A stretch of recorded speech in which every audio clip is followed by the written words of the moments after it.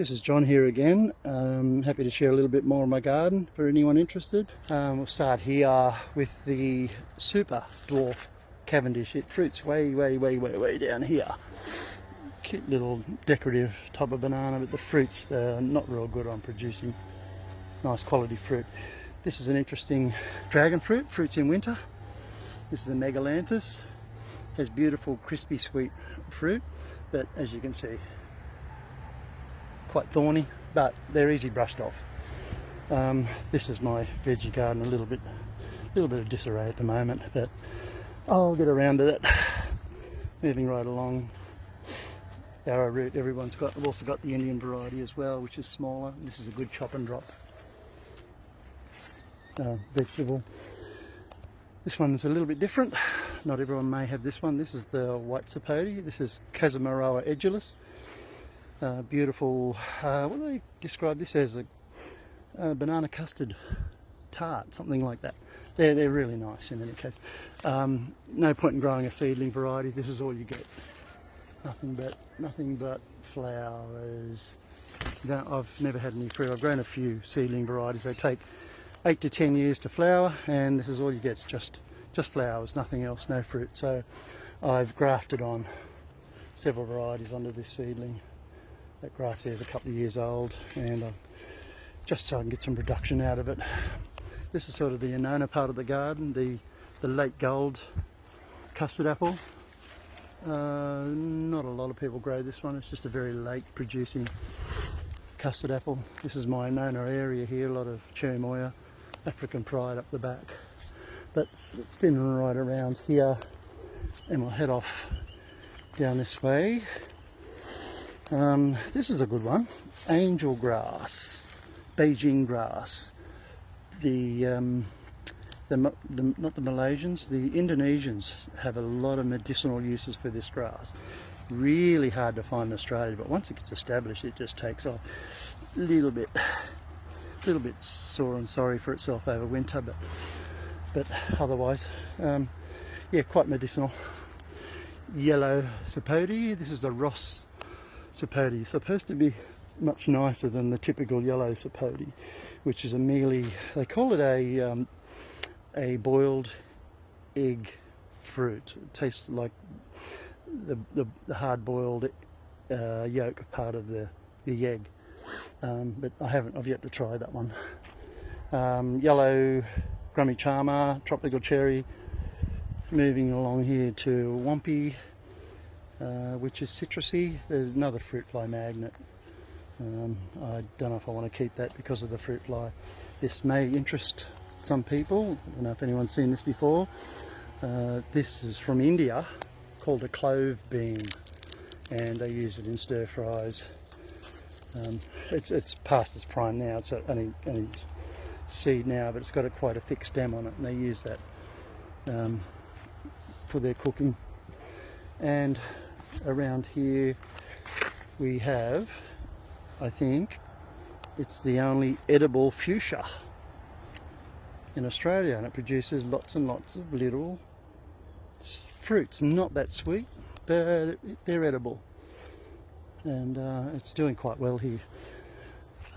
Some of my trees that I've rescued from properties. This is my Grafted Macadamia Nut. It fruited the same year that I transplanted this from a development. It was going to get knocked over, and the guy said, help yourself. So I dug it out and brought it home. This is a lot bigger than where I found it, of course. It wasn't that big. And here's another one, Australian tamarind tree. I brought this home on the roof of my car as well. It's another saved rescue tree. Also my Davidson Plum. This makes the world's the most delicious jam. Very sour fruit, but I think this is Davidsonia jerseyii, the New South Wales Davidson Plum. Very rare in the wild now. Here's some more varieties of the white Sapote, the Casamarowa. I've got quite a few varieties of grafted varieties. As far as looks are concerned, they all look pretty much the same. There's fruit starting to form on this now. they get to the size of a small apple, but you'll never see them in shops because when they drop, they just smash to pieces. They're not very durable. This is a variety that I grafted myself. It was a seedling tree, it wasn't producing, so I got some grafts of a variety called Vernon sent up from Victoria. I grafted it on a couple of years ago, and it produces beautiful fruit. Another grafted variety, this is the Pike as well. Sorry about the vision. It's turned into quite a large tree pretty quickly actually. Around the corner, this is my Monstera. People call them Monsterios, but you know what they are. I don't mind the fruit if you can put up with the oxalis shards in it's a fruit salad. They call it fruit salad, which everyone knows. Heaps of fruit, heaps, as you can see from the vine that's just getting out of hand. Everyone knows this one. This is the legal cactus in New South Wales, Opuntia Ficus indica.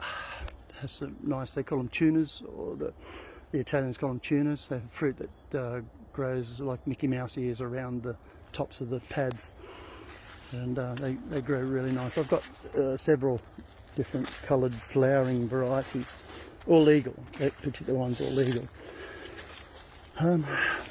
Let's keep going around the corner. This is another tropical cherry, 2 black grummy charmer trees growing here. They provide nice fruit. They're a bit of a fruit fly magnet, so you've got to jump on them as well. And edible bamboo. This is Old Hamii, which is really getting tall. It's getting taller than I thought it'd get, but never mind. Moving right along, these deciduous branches here, the Chinese jujube, Ziziphus, one of the very few fruits in the world that if you leave it on the tree, they will dry and still are viable, still edible.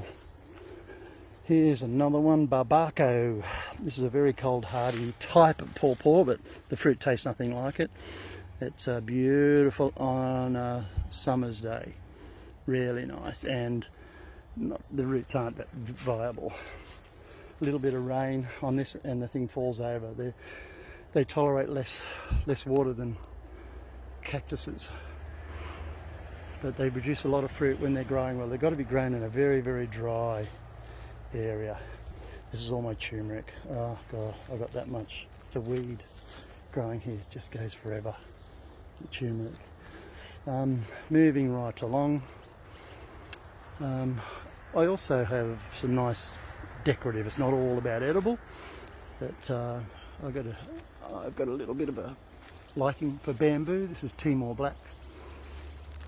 It's just nice to have around the garden, and I've got a few little decorative plants I just fill in little spots with, which are quite nice when you're walking around.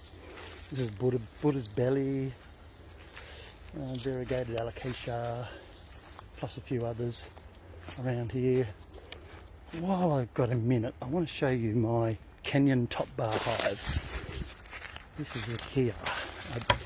I made this up out of some old pallets that I found up the road, and very simple, very simple. You don't need any beekeeping equipment.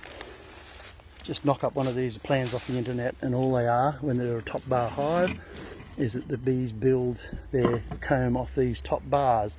They start here and they go gradually go around and around like this, and then if to extract the honey, all you need to do is cut this off with a knife, put it in a crusher, and there's your honey and beeswax. So it's much easier, much less work than the typical Langstroth hive, which I have over here. I want to build some more of these Langstroths. So I only need one, really, one or two for home, no more than that. Well, that's about it. We might sign off now. I've probably forgotten heaps, but never mind. All right, talk soon. Catch you, bye.